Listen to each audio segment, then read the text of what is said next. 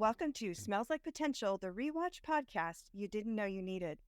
Today is a very special day as we are rewatching the only Ted Lasso animated special, The Missing Christmas Mustache. It's a heartwarming holiday short done in the Rankin Bass stop-motion style, made popular in the 60s and 70s, and cleverly addresses Ted's growing anxiety about loss and separation. It's also special because we're joined by not one, but two special guests. Marnie Stockman and Nick Caniglio are co-authors of Lead It Like Lasso, a #1 Amazon bestseller on leadership lessons from our favorite fictional Kansan. Fun fact, Marnie and I briefly worked together back when Ted Lasso debuted in 2020. Marnie and Nick, can you share a little bit about this book that you wrote and where folks could find it? And also, I noticed on your website, I think I saw something about a master class you might be offering. Yeah. So first of all, thanks for having us. We believe there's two types of people in the world, right? People who love Ted Lasso and people who've never seen it. We have seen it and absolutely love it so much that we wrote the book Lead It Like Lasso, which is really a different kind of leadership book. It's modeled after a sitcom, but I think most people, when they think Ted Lasso, it's a show about soccer or football. Marnie and I saw it completely differently. We think it's a story about relationships and how to be curious, how to stay optimistic, how to lead yourself. And that's the whole premise of the book, right? That everybody is a leader and you can't lead anyone else until you lead yourself first. We've had a blast writing and talking about it. We definitely have been surprised that we won some awards with the book, et cetera. So that's always very fun. We love that we're invited to this episode because, as we'll talk about, each of the characters really show who they are in this little short. And that is something we really dive into in our book. But also, we have a podcast ourselves called Lead It Like Lasso, which goes through each episode, but we dive into the leadership elements of all of the episodes of Ted Lasso. And we have a newsletter called Weekly Curiosities, where we dive into an element of Ted Lasso and how folks can really use this in their life. Because as Nick said, we believe leadership happens in a boardroom, a locker room, a classroom, or a living room. And so we really think that they did a good job in this little short, kind of highlighting all of those pieces. And we talk about those elements in our newsletter.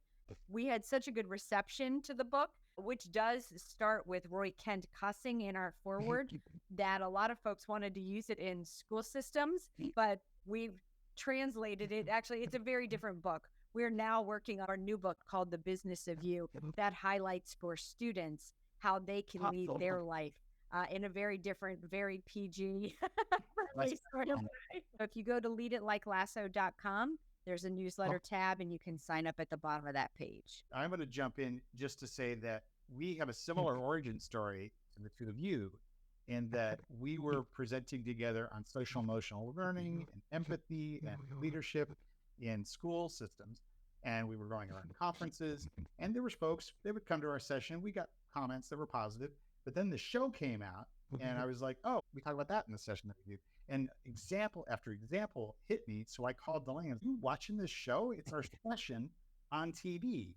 And it's ostensibly about soccer, but really not about soccer. But we just took the session that we had built, expanded it a little bit, and then reframed it around this Ted Lasso universe. And it really resonated with people. We found that there were more people at the end of the session, still engaged, still wanting to talk about this amazing show, but also, and more importantly, what it means to them as an educator, what it means to them as a leader.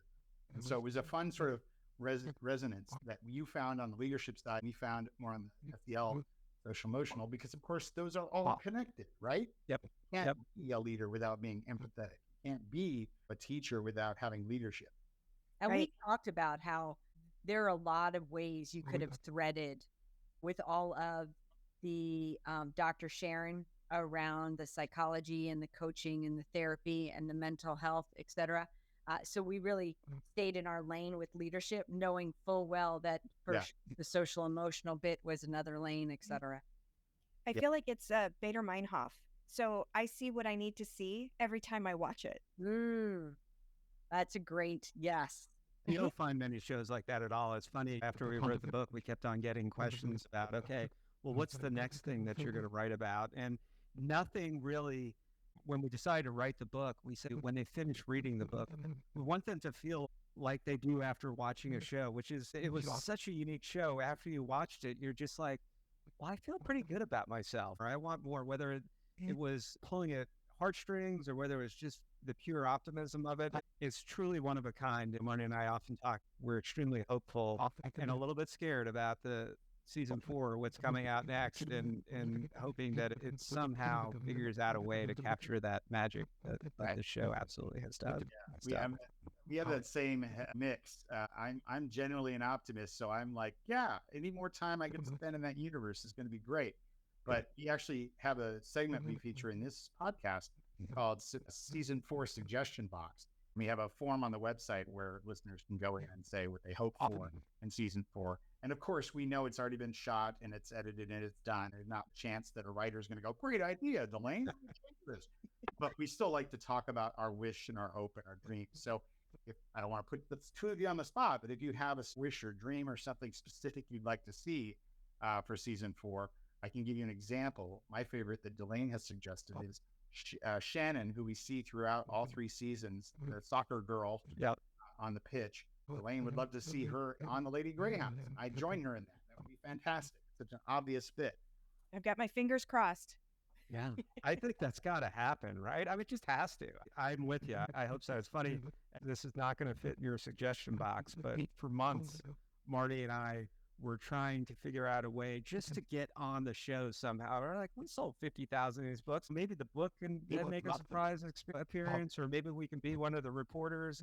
So we actually pushed pretty hard for that on social and our contacts, but I would say we struck out 100%. Didn't even come close to it. Yeah. Thundergong, though, right? The two of you? Yes. Yeah. So we have very adjacent connections, right? We have gotten to know Billy Brimblecombe, who runs Thundergong, who's really good friends with Jason Stathis and Brendan Hunt. We're actually seeing him this week, as a matter of fact. We're hoping somehow, some way that stars align, that we might be able to meet him. So that's November, right? Yes, Thundergong is, yeah. I've been curious if does season 4 start another 3-season arc? I think it does. Standalone. And it would make sense, because if season 4 standalone is amazing, they're just going to get harassed into building the season 5, season 6. So they should just have the plan for all of those things. In the book, we talked about how if we got to write season 4, Nick would be a reporter, because he's a bit like Trent Cram. He asks good questions. We feel like he should be allowed to be a reporter in the room, and that I would, when it started in Kansas City, I would take my chocolate chip cookies and we would have a biscuit bake-off. Ted, what are the scenes we put in the book? I think that Mike and Delane, you guys should write the next book for the season 4 through season 6 arc in the context of social and emotional learning, for sure. I think. And then we could, when people ask us if we're going to write another one, Nick, we could say, no, Mike and Delane are. Yes.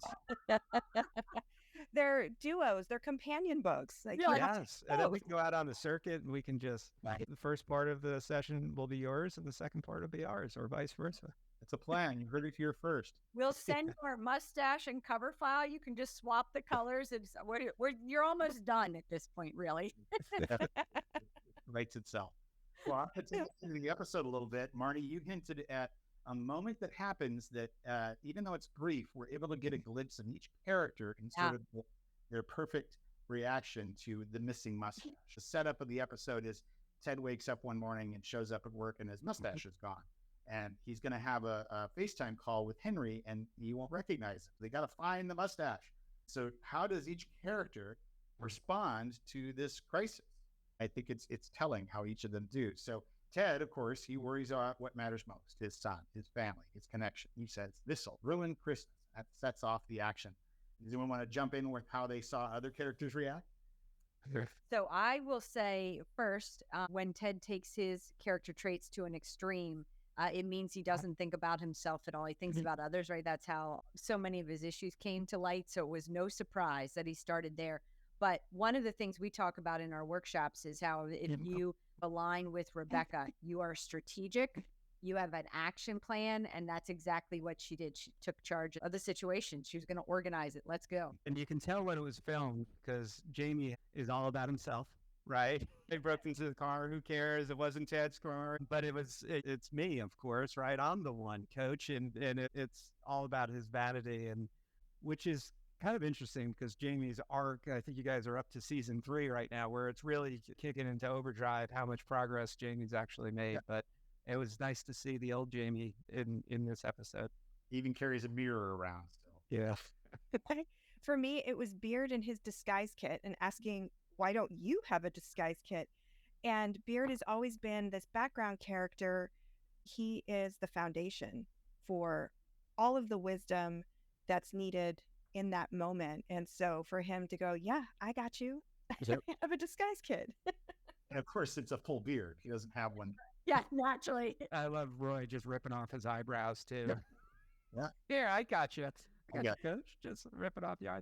But what I really love about it, and I know there's a couple more characters, but really the mustache isn't the story, right? It's the people. I think it's a perfect place to start off with this conversation, Mike. It's the people and how they come across. So it wasn't about Ted missing his mustache. It's how everybody supported him and how they showed how they can contribute to solving this problem, which is a microcosm of the show. Like we said, the show wasn't about soccer. It was about relationships and however else, whatever other lens that you viewed it through. Yeah, absolutely. I'm going to jump in with Nate's reaction. Oh, yeah. His instinct is we have to hunt this thing. We have to capture it. It's a beast. So let's find the things that it's interested in, like breadcrumbs and other things that a mustache would want, put it in a box and trap it, which Beard calls out, that's a kill box, Nate. So it's cleverly crafted. He's thinking, he's deep into it, but it also shows that his motivations are darker. He assumes that it's out there as a predator and they have to trap it and potentially kill the mustache to get it back on Ted's face, which is really sort of foreshadowing for where his arc is taking him. I do love to assume that it's his niece that has convinced him to make this box. And I hope your suggestion box on your website can be Nate's crafted box. That's how I'm picturing it, just so you know. Yeah, it's lovely. I like that idea. And she's involved in everything. So it's great. Like, he's a good uncle, but some of his instincts. I also find that this episode directly fits into Carol of the Bells. They're wearing the exact same outfits they are wearing the morning they do the Christmas gift exchange. So I'm trying to imagine when they all got together, was it right after the Secret Santa? Continuity. I like that. Right. And then that is like the best episode. I love that. I didn't track and I didn't notice that they were in the same outfits. I'll say this: the one thing that Marty and I talk about, and we don't even put Higgins very much in the book. We have some quotes here and there. And in this episode, he's more comic relief. But what I love about Higgins is he's kind of the adult in the room in the show, and he's always the one. Sure, he's got the comic relief, but he's always the one who has the wise, sage advice. And I think one of the most powerful things that Higgins did in the entire series was in Carol of the Bells when he had everybody over. It was obvious how much he loved his job. He knew the hometown of where everybody was from and was so welcoming. I just think that Higgins is one of the more underrated characters of the entire show and doesn't get the credit. He adds so much wise advice to the series that I wish you would have done a little more in this 4-minute claymation video. No argument here. And we call out, oftentimes, he's the one that ends the Diamond Dogs conversations because his comment is so sagacious. He's really thought through it. It's got that powerful landing point conversation. So there's a fun activity that you have in your book. I dove in last night because I'd read the book, but I didn't actually do the activity. So I did the activity last night. The activity is a leadership assessment to discover your inner Ted Lasso character. And then I had Elaine take the assessment this morning. You go through 6 sections, different categories of leadership. Each of the responses identifies a character. So I was gunning for Ted, of course, the whole time, but I didn't cheat. I didn't look to the back and go, okay, well, then that's got to be answer A. So I answered naturally, and I came back with 3, 3, and 4, and then I had one character, I had 2. So my response, does anyone want to make a guess? I would have assumed Ted. That was my hope. Yeah, no, I did not get Ted. He was one of my 3, so I'm minoring in Ted. I'm going to say Sam. Sam is how I landed. Good call, Nick. I landed with 4 for Sam, and then 3 for Ted, 3 for Keely, and 2 for Rebecca. None for Roy. So if he's not here, there, or anywhere, right? Yeah. He's nowhere to be found. Not in my. I think Sam is spent a, time I with mean, him. I wish I was more like Sam. I'm envious. I think that's a Where great. did you land, Nick? Can we ask? I am, unfortunately, I'm almost embarrassed to say this. I've got a lot of Roy Kent in me. I have a kind of a mix beyond that of Sam and Rebecca. So I don't know. I'm just really an oddball of all things. Every team needs a Roy, right? Yeah, I Wa- guess. or I guess. would never. 100%, I say every team does. Now, it's interesting, Mike, with Sam, because with your connection to social emotional learning, Sam really stuck to who he was. He understood who he was. He was very comfortable with that. I can definitely see that connection he would do for others. So I think we tried to define them without a ton of overlap because that's the point of those pieces. But a lot of the kindness, the good heart that was Ted really lies within Sam. Okay. Elaine, what was Elaine? What were you? 50-50 between two characters, and they are my two favorite characters, Is that Rebecca and Keely? Keely and Sam. Keely and Sam. Elaine, Okay. Keely, on our podcast, when we talk through the leadership elements, she is a sneaky success on leadership all of the time. The writers are really clever in how they highlight her strengths, how she brings people together. Remember the scene where she pours coffee from both the cup that Roy brought her and that Jamie brought her? She is a connector in a really important way. Keely is definitely one of my, Rebecca's my first, and Keely and Ted are the combo platter of what follows next for me. Right. I think that she loves uplifting people, and she finds ways to make them feel good about themselves, whether she's telling Rebecca how to stand or telling her that she looks fit. It's women lifting up other women, and this is what I appreciate so much about Keely is she's got the branding expertise. She knows who she is. She is confident and secure and tries to bring other people up to her comfort level of this is who I am. Be amazing. And her arc didn't start that way because before she was very, very dependent on how a guy thought of her, right? And so she really, that is how she grew. She knew who she was, but she had to prove it to herself that she could stand on her own. Yeah. And I love the friendship between her and Rebecca. It's one in many friendships that demonstrates healthy relationships and healthy support of the other, right?